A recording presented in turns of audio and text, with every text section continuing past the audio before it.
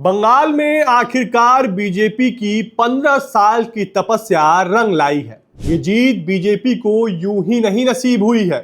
इसके लिए बीजेपी को न जाने कितना संघर्ष करना पड़ा है।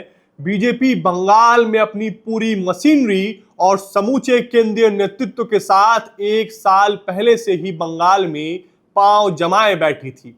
गांव के क्लब से लेकर ब्लॉक, तहसील और जिले तक के हर उस व्यक्ति से पार्टी के बड़े नेता सीधे तौर पर संपर्क साधे जो टीएमसी के शासनकाल में खुश नहीं थे। बीजेपी का माइक्रो मैनेजमेंट भी इस चुनाव में खूब रंग लाया। अमूमन चुनाव के कवरेज के दौरान लोग बीजेपी के पक्ष में खुलकर नहीं बोल रहे थे, लेकिन जैसे ही नतीजे सामने आए तो समझ आया कि लोगों ने ममता बनर्जी के खिलाफ पोलिंग बूथ पर जमकर गुस्सा निकाला। बंगाल में संगठन और माइक्रो मैनेजमेंट के अलावा बीजेपी की जीत का एक श्रेय मछली पॉलिटिक्स को भी जाता है। ऐसे में आइए आपको इस रिपोर्ट में बताते हैं कि मछली पॉलिटिक्स ने कैसे बंगाल में बीजेपी के पक्ष में माहौल बना दिया।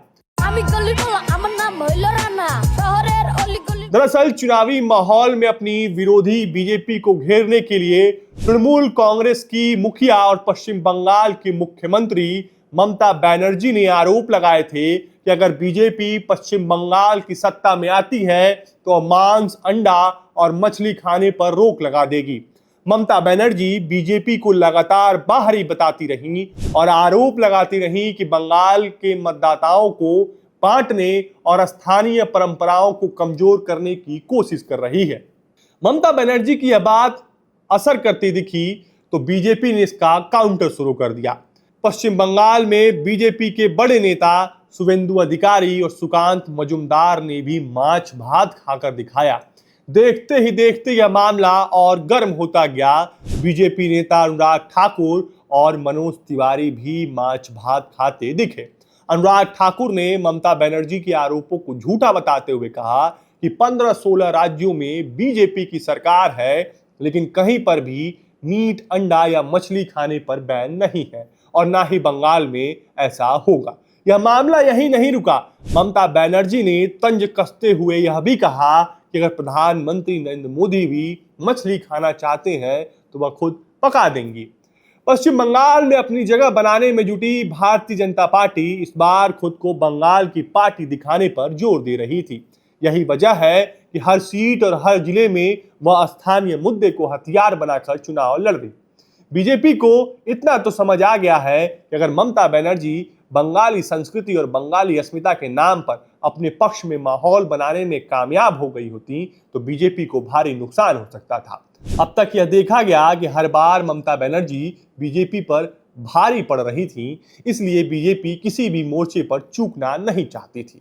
लंबे समय से पश्चिम बंगाल में अपने पांव मजबूत किए बैठी ममता बनर्जी की बंगाली वोटरों पर अच्छी पकड़ है और वह बंगाल की अस्मिता बनाम बाहरी लोग और बाहरी संस्कृति के एजेंडे को अपने पक्ष में बखूबी भुनाने में माहिर रही थी। यही वजह थी कि मछली के काउंटर में प्रधानमंत्री नरेंद्र मोदी को झालमुड़ी खाते दिखा गया था। बीजेपी के उम्मीदवारों का भी पूरा जोर इस बात पर रहा कि वे खुद को लोगों के बीच का साबित कर पाए।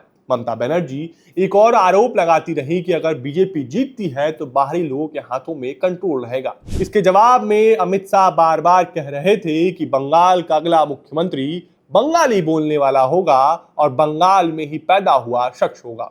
भारतीय जनता पार्टी ने समय समय पर स्थानीय संस्कृति को अपनाकर और वहां के स्थानीय खान पान की आदतों से जुड़कर विशेषकर पश्चिम बंगाल में अपनी पैठ बनाने में सफलता हासिल की। भाजपा नेताओं ने बंगाली मतदाताओं को लुभाने के लिए माछ भात खाया और स्थानीय घरों में जाकर भोजन किया।